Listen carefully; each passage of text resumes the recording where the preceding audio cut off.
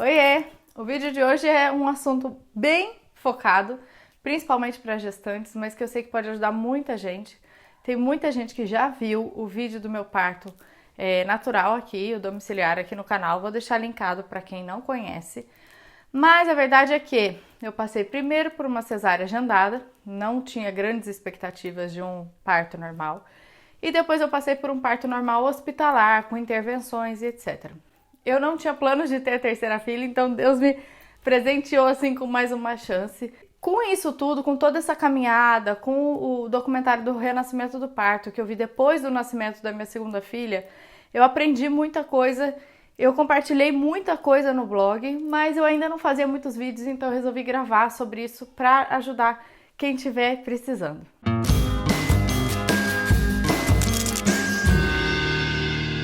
Primeira coisa que é muito difícil, mas que a gente precisa fazer, é desapegar do médico anterior. Eu tenho uma dificuldade muito grande, eu não gosto de decepcionar as pessoas, de trocar, eu tenho um apego, eu me dedico à amizade, eu já falei isso no vídeo de 50 fatos sobre mim. Então tomar a decisão de não seguir com o mesmo médico da Clara foi difícil. Meu marido mesmo gostava muito dele, a gente sentia muita confiança nele. Eu falei, olha, não, mas eu quero tentar uma humanizada, você vai comigo? Vou. Aí, primeira consulta, eu fui sozinha, na segunda ele foi. Mas sabe quando você vê que os dois não se bicaram? Eu fiquei meio desconfortável.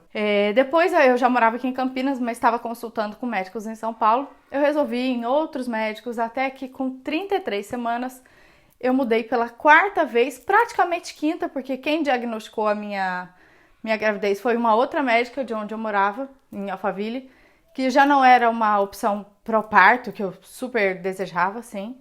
Então, assim, no quarto médico real, eu resolvi quem ia ser o médico do meu parto.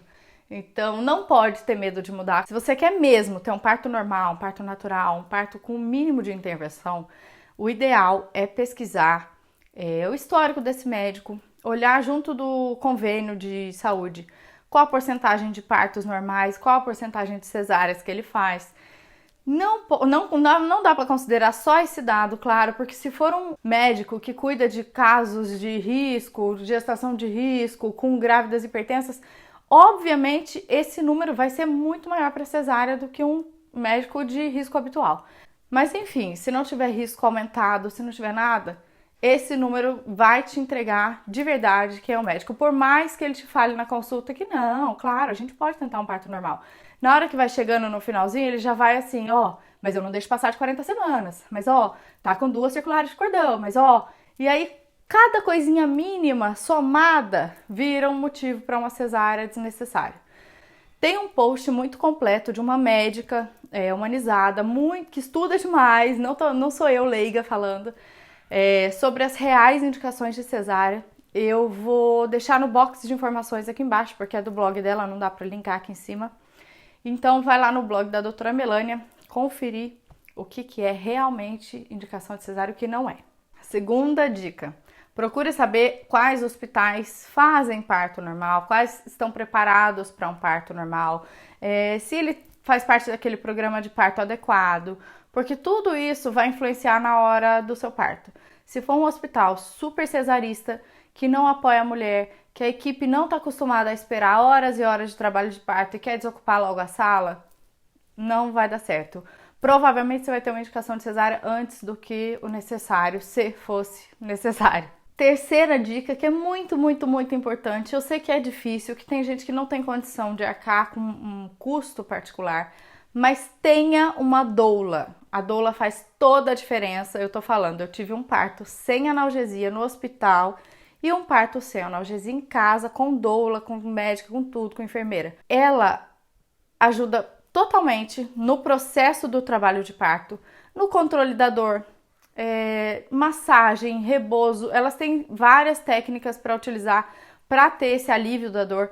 Gente, apertar meu quadril era assim uma coisa dos deuses, me ajudava demais a não sentir tanta dor. Então a dor que foi sofrida no parto hospitalar foi curtida no meu parto domiciliar, porque eu tinha uma doula, eu tinha pessoas me apoiando, eu não fiquei deitada lá, abandonada, sentindo minhas dores, com dor no cóccix e tudo mais.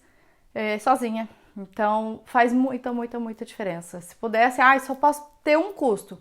Tem a doula, vai para o hospital público ou do convênio que você tem, que aceite e que permita a entrada da doula. Porque posso te garantir que ela vai ajudar muito nesse processo. Outra coisa que ajuda demais, frequentar rodas de gestante, grupos de parto, grupos de gestante, faz muita diferença. Primeiro, porque ali você conhece a história de outras pessoas, ou que já tiveram partos anteriores, ou que tentaram e não conseguiram, mas explicaram por quê, ou porque tem profissionais que têm uma bagagem gigante, ou porque você vai conhecer ali profissionais para seguir com você. Seja um médico, seja uma enfermeira, uma doula, sempre vai ter alguém ali que está dedicado a realmente conseguir um parto normal.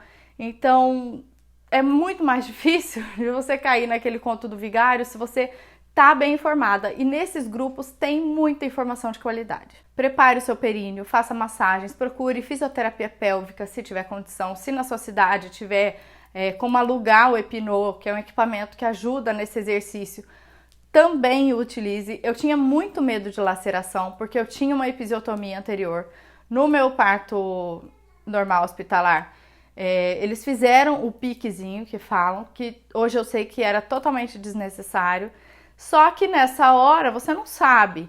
E aí, na terceira gravidez, eu fiquei assim, poxa, mas e agora? Vai lacerar. E na médica que eu fui, aquela que o meu marido não bicou muito, eu falei assim, olha, eu tenho medo porque eu já tive uma episiotomia. Ela falou, olha, tem grande chance de lacerar onde você teve a episiotomia. Se você não tivesse, as chances podiam ser menores. Depende de cada mulher, depende de um monte de coisa. Mas, já que você teve, a chance é maior de ter onde você teve o corte. Bom, enfim, com 20 semanas eu já comecei fisioterapia. Eu fazia toda semana, eu tava super empenhada. Eu queria muito conseguir um parto natural, porque eu já tinha um normal sem analgesia, eu sabia que era possível pra mim. Então, eu só me preocupava mesmo com a laceração. O resto eu achava que daria conta, a não ser que tivesse uma intervenção, um risco real para mim ou para Alice. Eu sabia que a gente estava indo no caminho certo. Então, fez toda a diferença para mim fazer esse preparo. E aí, depois de 35, 36 semanas, eu também fiz o Epinô. Não bonitinho todo dia, como eles falam, mas eu fiz. E eu não tive laceração nenhuma, nem onde eu tive os pontinhos. Então, eu fiquei muito, muito, muito feliz. Valeu todo o esforço que eu tive na gravidez. E outra coisa, tem indicações vindas de pacientes. Não adianta você pegar uma indicação de alguém que assim, não, ele é ótimo, ótimo. Ou então um outro colega que indicou, não, ele é ótimo. Não, olha, eu escolhi cesárea, mas ele faz parto. Desculpa, amiga, ele não faz parto. É muito difícil um médico que faz uma cesárea agendada, seja a pedido do paciente ou porque ele induziu, ele levar um parto, um trabalho de parto ali na raça, se você quer mesmo e tal. Pode ser que ele leve 1, 2, 4 horas, não sei. Mas as chances de acabar numa cesárea são maiores se esse médico faz regularmente cesáreas e não partos. Muitas pessoas, médicos e pessoas normais, acham que não pode ter parto normal depois de uma cesárea. Pode ter. Existe o risco de ruptura uterina? Existe, mas também existe o risco de ruptura uterina na cesárea. E muita gente não sabe disso.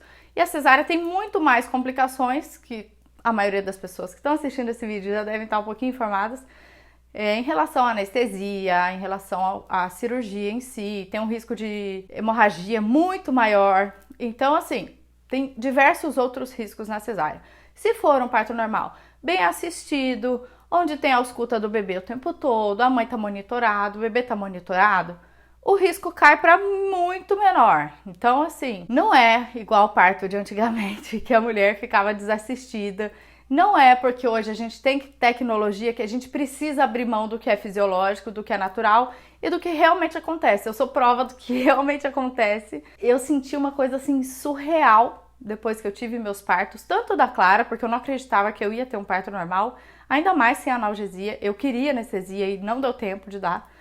Quanto no meu natural, porque aí sim foi assim um negócio surpreendente, porque, como eu falei, a dor foi curtida, não foi um sofrimento. Foi um momento muito esperado e deu tudo certo, graças a Deus. Bom, então é isso. Eu vou deixar também aqui linkado alguns posts no blog Eu tenho o vídeo do parto que tá aqui no canal. Eu tenho o relato do parto, que é muito completo, tá cheio de fotos lindas que a Luísa fez pra mim. Também vou deixar o link aqui. E tem o relato de parto da Clara, que foi hospitalar. E eu espero que vocês tenham informação, que consigam ir atrás. Também tem vários outros posts no blog sobre períneos, sobre como evitar uma laceração, sobre procedimentos que aumentam a chance de ter uma laceração. Então é isso. Corram atrás de informação, porque olha, eu prometo que vale muito a pena. Tá bom? Beijo, tchau, tchau!